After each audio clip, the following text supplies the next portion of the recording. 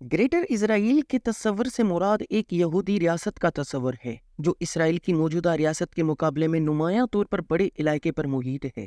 یہ تصور بائبل کی وضاحتوں اور تاریخی امنگوں سے جڑا ہوا ہے۔ ایک ایسی زمین کا تصور کرتا ہے جو مصر کی وادی سے دریائے فرات تک پھیلی ہوئی ہے۔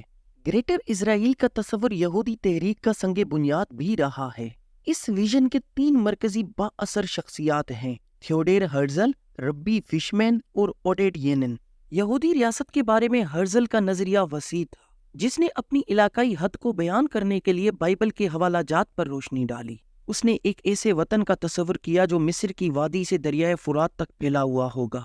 بائبل کے چیپٹر 15 اور ورس 8 کا حوالہ دیتے ہوئے، جو اس زمین کی وضاحت کرتا ہے جس کا وعدہ خدا نے ابراہیم اور اس کی اولاد سے کیا تھا، اس ویژن میں ایک وسیع علاقہ شامل تھا جس میں موجودہ دور کا اسرائیل، مصر، اردن، لبنان، شام اور عراق کے حصے شامل تھے۔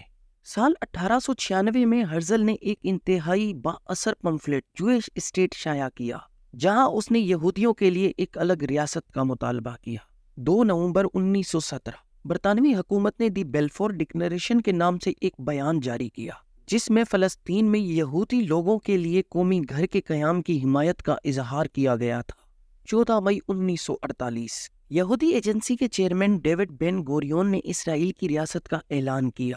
نئی ریاست کے اعلان کے فوراً بعد دونوں سپر پاور رہنماؤں، امریکی صدر ہیری ایس ٹرومین اور سوویت رہنما جوزف اسٹالن نے نئی ریاست کو تسلیم کر لیا۔